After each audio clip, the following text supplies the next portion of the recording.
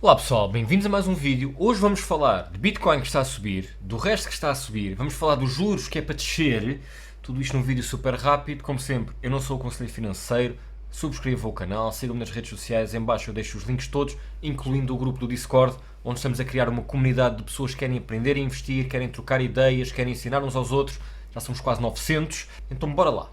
Primeiro, começam a aparecer sinais de que provavelmente em junho, portanto já no próximo mês, daqui a umas semanas, nós teremos uma baixa de juros na Europa, o que é excelente para nós. Eu já falei aqui N vezes, todos nós estamos a sentir o peso dos juros, as nossas dívidas estão muito mais caras, estamos a pagar muito mais de prestação da nossa casa, do nosso carro, qualquer que seja o empréstimo. A questão aqui não é por si só os juros na Europa. De um ponto de vista mais prático para o nosso dia a dia, os juros da Europa é obviamente o que conta se estivermos em Portugal, por exemplo.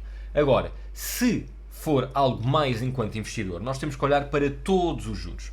Para além da Europa, provavelmente a China fará algo parecido nos próximos meses. E porquê? Existem alguns indícios de que poderemos ter aqui uma bolha imobiliária na China. Eu já tenho vindo a falar sobre isto praticamente há um ano, isto tem dado assim para cima e para baixo, num efeito quase horizontal, mas a verdade é que a bolha imobiliária na China pode ser um problema nos próximos tempos. Então, muito provavelmente, o governo chinês irá injetar dinheiro na economia. Com isto, o que a China vai tentar fazer é não ter uma bolha imobiliária, não ter pessoas a falharem os seus pagamentos, não ter aqui uma recessão. Existem aqui N coisas que poderão acontecer, a maior parte delas negativas, se o governo chinês não ajudar de alguma forma. E aqui pode ser com baixar de juros, pode ser com injetar dinheiro na economia, pode ser até, e já tem sido falado, alguns fundos imobiliários a receberem algum tipo de apoios, impostos mais baixos, o que quer que seja. E eu já vou voltar aqui aos juros para falar sobre a Fed, mas agora vamos aqui um bocadinho à parte das criptomoedas. Esta foi uma semana bastante interessante. Tivemos, por exemplo, Link e Solana a subirem 20% numa semana. Mas para onde toda a gente neste momento está a olhar é principalmente para Ethereum. Começa a aparecer cada vez mais a ideia, e que já foi explorada até pelo CEO da BlackRock, que Ethereum pode ter um ETF mesmo sendo considerado security. E a verdade é que a SEC está a ter claramente a mesma estratégia para o ETF de Ethereum que teve para o ETF de Bitcoin, que é empurrar, empurrar, empurrar até não haver mais por onde fugir e eles terem mesmo que dar uma resposta. E a verdade é que hoje é quarta e amanhã, quinta-feira, a SEC vai ter que falar sobre isto. Mas agora, paramos um bocadinho com o Ethereum, já cá voltamos. Vamos falar agora de Bitcoin. Bitcoin, a semana passada saíram os valores do CPI da Fed. E neste momento nos Estados Unidos a inflação por comparação com o ano anterior é de 3,4%. O que quer dizer que imediatamente Bitcoin dispara. E dispara porque a inflação afinal está um bocadinho mais controlada do que aquilo que alguns esperavam, porque alguns achavam que a inflação já ia começar a subir e na realidade havia um bocadinho a sensação que a inflação podia disparar outra vez. Está mais ou menos controlado, o CPI está mais ou menos controlado, acima de tudo está dentro das expectativas. É uma coisa que eu tenho que falar daqui imenso, pessoal. A maior parte das vezes, o problema do mercado não é ele estar a subir ou a descer, é a incerteza. Quando nós sabemos que ele vai descer, nós apontamos estratégias para quando o mercado está a descer. Quando o mercado está a subir, nós apontamos estratégias para quando o mercado está a subir. Agora, quando existem algumas incertezas, principalmente de fatores macroeconómicos, então aí é que podemos ter um problema no mercado. Estas coisas agora estão dentro dos valores esperados e então, obviamente, o mercado ganha força, Bitcoin disparou. O interessante é perceber que é a segunda vez, desde que temos um ETF de Bitcoin, é a segunda vez que Bitcoin dispara um bocadinho com um fator macroeconómico. E isto era algo que não existia antes no universo das criptomoedas assim de forma tão vincada. As criptomoedas eram, acima de tudo, extremamente especulativas. Aos poucos, Bitcoin foi-se aproximando das tendências de mercado, principalmente das grandes empresas tecnológicas. E agora está claramente a ser influenciada pelos fatores macroeconómicos, que são aqueles que influenciam o Nasdaq, o SP500 e todas as grandes empresas que nós conhecemos. E isto demonstra, acima de tudo, que as pessoas que entraram agora com o ETF de Bitcoin são pessoas com uma outra maturidade. São investidores que não olham tanto para, no limite, só a tecnologia em si e só o que está a acontecer no universo de criptomoedas e de Bitcoin, mas que olham para tudo. Olham para juros, olham para CPIs, olham para inflação, olham para desemprego, questões políticas, o que quer que seja. Então Bitcoin está a comportar-se cada vez mais, isto é devagarinho, mas cada vez mais a comportar-se muito parecido com algumas ações, com alguns ativos que têm outra maturidade. Porquê? Porque agora temos uma classe de investidores que chegou e que são muito mais maduros e que olham para o mercado de outra forma. No entanto, Bitcoin está já há bastante tempo entre os 71 e os 62 mil dólares. 62, 71, anda por aqui, andamos aqui um bocadinho às voltas. E a verdade é que mesmo agora, nos últimos dias em que Bitcoin voltou a subir, não conseguiu romper os 72 mil.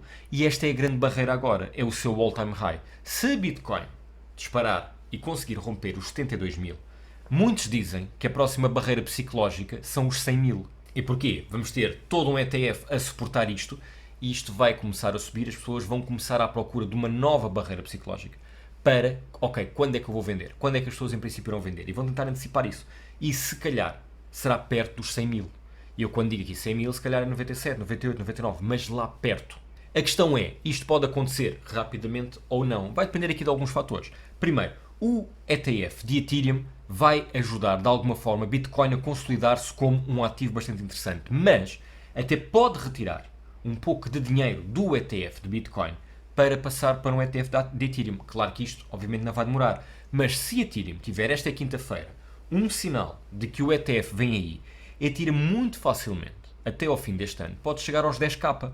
E 10k é basicamente triplicar neste momento o seu valor. O que seria muito interessante era baixar os juros, era a Fed conseguir baixar os juros. E aqui uma vez mais vamos bater em questões políticas. A Fed, agora com estes novos valores, provavelmente tentará baixar os juros para quê?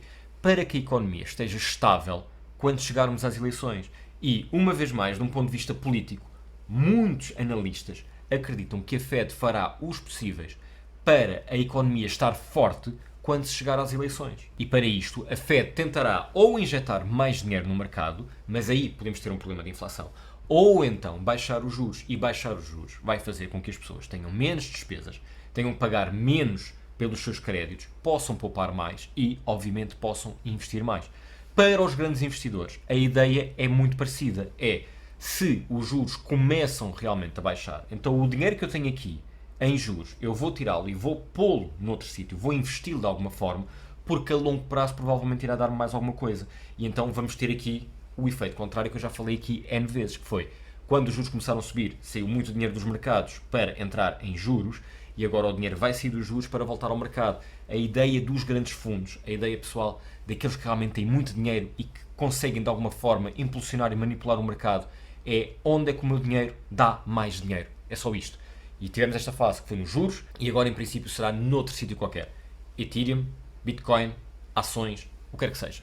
Acima de tudo, é perceber se realmente, de um ponto de vista político, de um ponto de vista de operação e decisão da Fed dos próximos tempos, até que ponto é que a Fed tentará, acima de tudo, prevenir uma situação, que é desemprego alto com juros altos. Isso é o pior, provavelmente, que poderá acontecer nos próximos tempos. E então, o desemprego está mais ou menos estável. Vamos tentar baixar os juros para que o desemprego também possa baixar. Tudo baixa aqui um bocadinho. Ninguém quer que subam as duas coisas ao lado, ou ninguém quer que os juros se mantenham e o desemprego comece a subir. Isto é interessante de um ponto de vista macroeconómico, apesar de nunca ser interessante para as pessoas.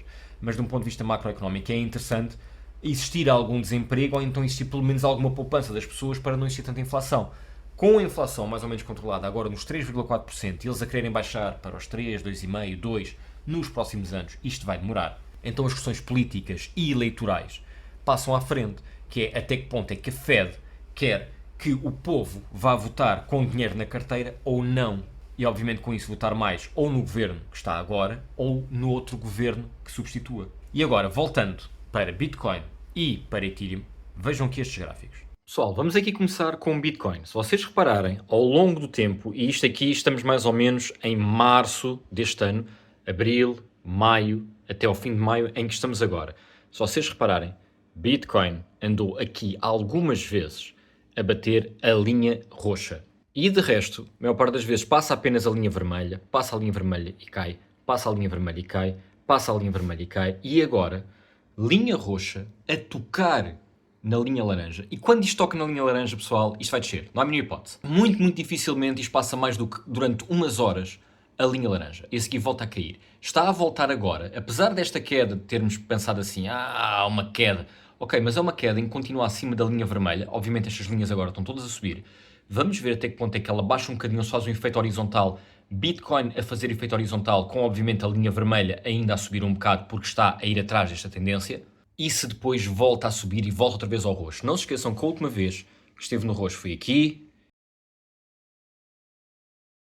De resto, é muito difícil passar o roxo. mais difícil ainda chegar ao laranja. E então Bitcoin poderá ter um crescimento um bocadinho mais lento agora, depois disto que acabou de fazer. Reparem bem estas duas subidas. Uma, duas. Foi excelente. Agora, pessoal, Ethereum. Se vocês olharem para trás, uma vez mais, aqui, perto do laranja uma vez, de resto, perto do roxo, roxo, e na maior parte das vezes é vermelho. Vermelho aqui, vermelho aqui, vermelho aqui, vermelho aqui, aqui, e de repente, o disparo. Estamos a falar em mais de 20%, 25%, mais ou menos assim. Disparou completamente, passou várias vezes a linha laranja, chegou aos 3.700 e tal e agora desceu.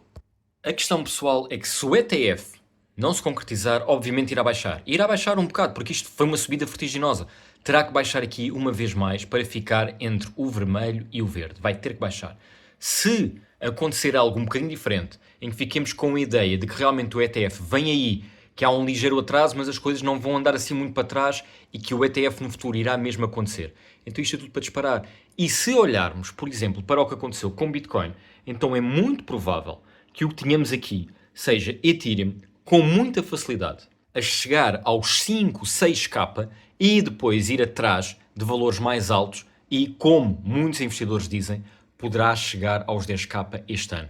E por isso é que eu vos tenho dito que, apesar de Ethereum ter vindo a perder também em relação a Bitcoin e ter levado estas machadadas todas que existiram, quer por causa de se calhar não haver ETF, a questão das securities, a questão da SEC andar por ali para a frente e para trás, a verdade é que o potencial de Ethereum é muito maior do que nas outras altcoins de um ponto de vista estrutural, de um ponto de vista de fidelizar os seus clientes. Obviamente não vai fazer 10 vezes como se calhar algumas altcoins vão fazer, nem 100 vezes como algumas meme coins vão fazer, ok. Mas enquanto aposta de futuro, pessoal, Ethereum tem para já tudo para isto funcionar. Agora temos que ver, obviamente, o ETF. Olhando agora para Solana, e aqui também estamos a ver desde o fim de março até ao fim de maio, o que é que temos aqui? Reparem bem, uma vez mais a linha vermelha. Aqui, aqui, em quase todas as vezes. A linha vermelha foi mais ou menos um indicativo de quando é que Solana começaria a descer. Existem obviamente casos em que ele não chega à linha vermelha, como aqui e aqui, mas muitas vezes a linha vermelha. E quando a passa, se vocês repararem, Solana não chega à linha roxa há muito, muito tempo. 2 meses. Bateu aqui um bocadinho, imediatamente cai, volta para a sua zona entre o vermelho e o roxo, mas a tendência neste momento é claramente positiva. E então eu acredito que Solana, uma vez mais, vá atrás da tendência de Ethereum neste caso. Olhando agora, por exemplo, para Cardano, reparem bem, a mesma coisa. Cardano, se nós olharmos assim de longe, parece que está com uma tendência muito mais pequena de crescimento, e na verdade está. Mas reparem bem, em termos de linhas vermelhas e roxas, continua tudo muito perto. Vermelho, vermelho, vermelho roxo, entre o vermelho e o roxo, aqui também, aqui perto. Depois, claramente, houve aqui uma tendência em que Cardano não estava sequer a conseguir subir. Agora conseguiu um bocadinho, quebrou, voltou a subir um bocadinho, esteve muito perto aqui do roxo e agora voltou a quebrar. E eu acredito que Cardano agora também vá subir, mas não com os saltos que Ethereum e Bitcoin e Solana poderão ter, mas uma tendência ligeira de crescimento nos próximos tempos. No entanto, das 4 criptomoedas estou aqui a falar, aquela que poderá cair mais depressa será claramente Cardano. É aquela que tem menos notícias, é aquela que se tem falado menos, e isso vai fazer com que o dinheiro se mantenha muito mais em Solana, em Ethereum e em Bitcoin do que em Cardano. Pessoal, ainda antes de voltar ao tema principal aqui do vídeo, só para vos dizer aqui uma coisa, eu há uns tempos falei-vos aqui na Limpid para poderem comprar tokens de cavalos, era tokenizar cavalos profissionais e que na realidade estamos aqui a falar de investimentos de luxo, tal como são relógios de luxo, tal como é real estate, tudo tokenizado. A Limpid tem avançado bastante com isto. Eu posso-vos dizer que aqui a dos cavalos, e que eu falei há pouco tempo, foi um enorme sucesso.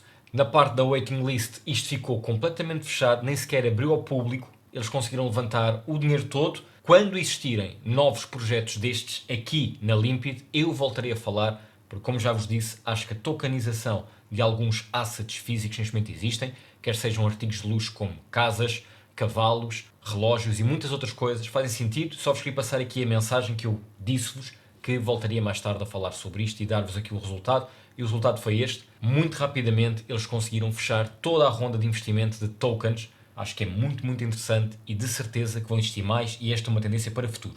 Pessoal, a ideia destes gráficos foi mostrar-vos a curto prazo para onde é que podemos ir, mas a longo prazo, ao longo do ano, se a Fed baixar os juros, e a Fed baixará os juros provavelmente depois da Europa e de a China o fazerem, ao contrário do que se pensava antes. Pensava-se que a Fed iria ter aqui uma capacidade de baixar juros muito mais depressa. No entanto, devido ao elevado consumo que estava a existir nos Estados Unidos e problemas de a inflação voltar a subir, a Fed controlou aqui um bocadinho a coisa, deixou, ficou parado, não começou logo a descer. Começando a descer agora. Então, o que provavelmente poderemos ter é as criptomoedas a ganharem aqui pelo menos algum fulgor. Mas muito, obviamente, vai depender de alguns problemas, entre aspas, que a Ethereum tem aqui e até que ponto é que Bitcoin rompe estes 72 mil dólares. E eu acho que vai rompê-los mais cedo ou mais tarde. No entanto, por outro lado, a Ethereum tem este problema do ETF que não sabemos como é que vai acontecer.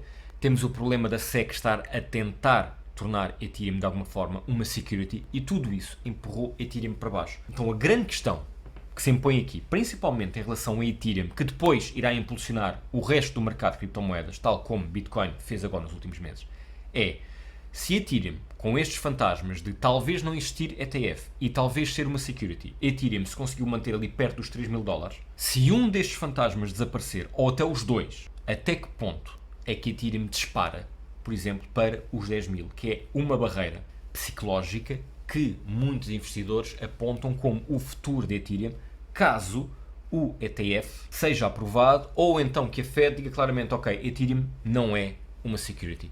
E isto é um dos temas que eu vou analisar aqui nos próximos tempos, vou trazer mais novidades. Como sempre, pessoal, eu espero ter ajudado, espero que os vossos investimentos estejam bem, comentem, digam coisas. Um abraço, até à próxima.